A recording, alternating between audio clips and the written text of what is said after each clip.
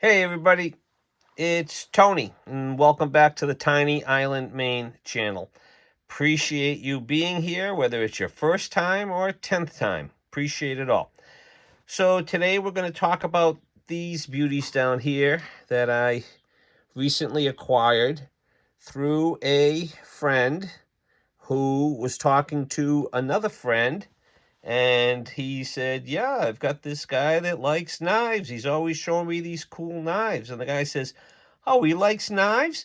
Do you think he'd want these?" And he gave me this plastic baggie full of these knives. Here's the handy dandy baggie that they came in. Remind me of my younger days when I used to get stuff in baggies. Okay, so I have seen some dainty, let me use my favorite pointer here.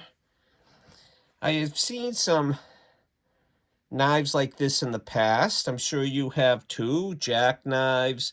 This one is not X-rated, but I'll reveal it later. But if you have trouble seeing the female form unclothed, get ready to shade your eyes when it comes on.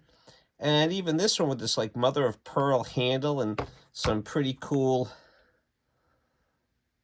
detail on the blade there, some engraving, some filling. It's kind of neat. Look at the detail on that.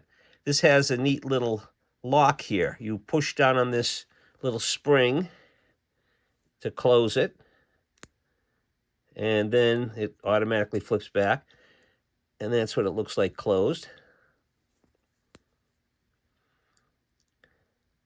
And then when you're ready to open it, you press down on it because it's locked here. You press down on that, and it releases the lock, and it goes up. And look, it even has like blade stop pins that are so popular nowadays. Isn't that cool? So, and as always, my friends, if you know something about these knives and you can shed some light and help me and maybe somebody else that's watching this, I'd appreciate it. I couldn't find any information on this, but I did find some information about these knives that I believe are silver, maybe sterling silver or coin silver. They're stamped a few different ways, but it's these little oddball blades right here that come out. And I looked them up, and it turns out they're called either seed blades or fruit blades or fruit knives, even nut pickers. So this is what the gentry would carry around with them in their pocket, and they would slice their fruit, and if there were seeds to pick out and they didn't want to soil their fingers or their fine linen gloves, they would take that little pick and pick out the seeds or pick out the nut or stab a piece of fruit after they cut it and feed their themselves or whatever. Now this one happens to say coin right here. If I can get it to, let's see, right there. If I can get it to focus, it says coin. So I'm guessing that's coin silver or something. Again, I'm no expert, but there you go, coin. And they're a little used, they're a little tarnished, but overall in very good shape. I mean, there's not a lot of snap to these, but they open and close with and you know, there is like kind of a spring back here, but lots of beautiful relief work, engraving from a mold. I don't know exactly what these figures are or if they're just designs the maker came up with. This one has a different kind of engraving. Maybe it had something to do with what the owner wanted when the knife maker was making this. So again, there's the little pick fruit blade. It's not sharp, it just comes to a point and has that. Oh, that one has a little more snap. All right, so this one says sterling on it. Then there's a 22. And I don't know if that's a hallmark next to it or what, but you might be able to see it. So I just thought they were kind of interesting.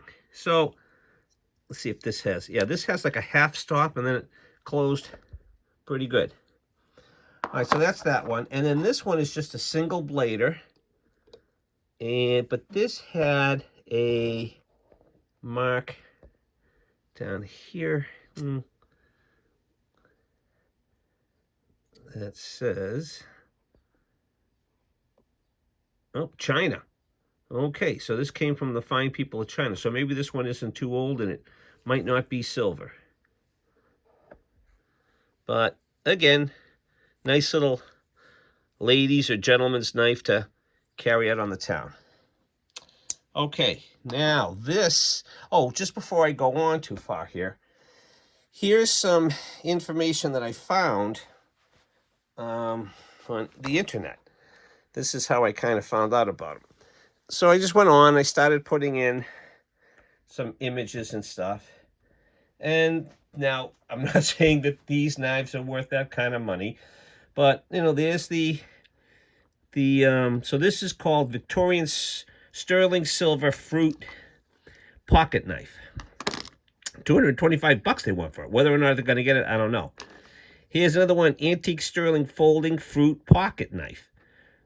Down here it says a nicely designed period sterling pocket or fruit knife with sterling blade. Seed pick. See, there it is, seed pick. Marked sterling, maker's marks. I thought there was a price, but maybe not. Sold. Here's a couple. Here's one for $100. Here's one for 180. 145, 467. Wow, that must be special. And then there's this one that's $517. Wow. Don't know what makes it worth that, but it must be something really cool. There's another one. See, this is sort of similar to my stuff. I don't know how the engraving is, but it's got some nice engraving there. And this one they want $150 for it. 240. This almost looks like the handle of a nice spoon or fork, something like that. Oh, and this one says coin on it too. Right there. Coin. Okay, so this was what people used back in the day. Here's another one, $265 for this one. And again, I have no real way to date these or, unless somebody out there knows something. If someone says, hey, my grandfather had one like that, or gee, that's like the one Uncle Henry used to use, that'd be great. All right, so that's those. Now, we'll come back down here to this. Zoom out a little bit. And this is a nice little jackknife, just a single blade, but a nice handle in really good condition. The blade was a little tougher. I did clean it up a tiny bit when I got it just to get all the grit off, but it's nice. It says Imperial from Ireland. We know that Imperial had factories in Rhode Island, as well as they did a lot of manufacturing over in Ireland. And so this is like the third Imperial, maybe the fourth that I have from Ireland. Not too big, but again, nice little jackknife. This one is made by another Rhode Island company back in the day called Colonial. If you can see that. Colonial. And then it says Providence RI underneath it. Two-blader. This feels like plastic to me. Plastic handles. Springs are good. And again, really in good, usable shape. No problem. Oh, okay, here we go. Avert your eyes. Here's a nice two-bladed knife. This is a company, and it came with this little leather sheath. And when you open it up, it's vinyl. I shouldn't say leather. It's most likely vinyl. But if you catch the light just right, you can see that the embossed in there is it says leather, and then it says ATT something Germany. And then when I look at the tang, it does say that. It says, oh boy, it's hard to read. Oops. See if we can get it. There it is. It's stainless. And there's the company name. Annex, ANNEX.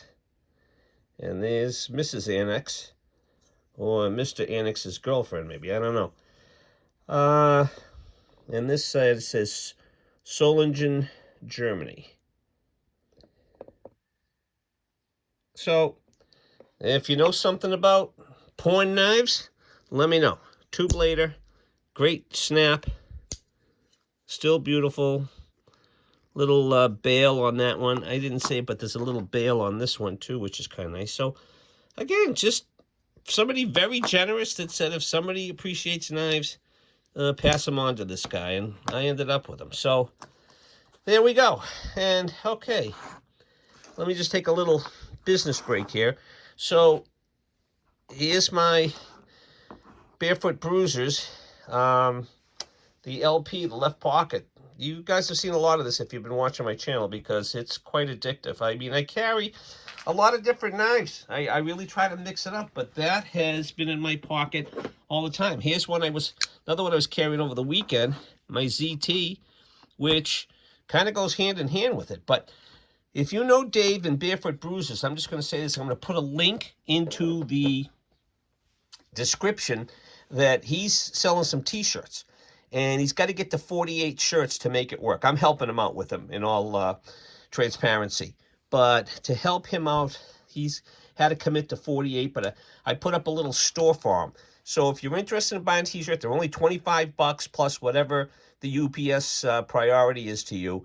Not USPS. Keeping it as very simple as possible. There's only one choice. They're black t-shirts with his logo on it. And we're just trying to help him out, get the word out about Barefoot Bruisers and what a great company they are. And he's a guy that's destined for greatness. I've said it before. He makes beautiful, beautiful stuff, one at a time. They're all a little bit unique. He's got these that are smaller, the LP, the left pocket versions. And then he's got the Bruisers. And he does good, fair raffles, if you will. Like if you want to get in on it, you put your name in with him. And then he has a little way of picking by using playing cards or a multi-sided die or something like that. You can't get any fairer than that. And you'll be very, very, very happy with an original Barefoot Bruiser, because these things are just really something special if you're looking for a knife of this size and weight.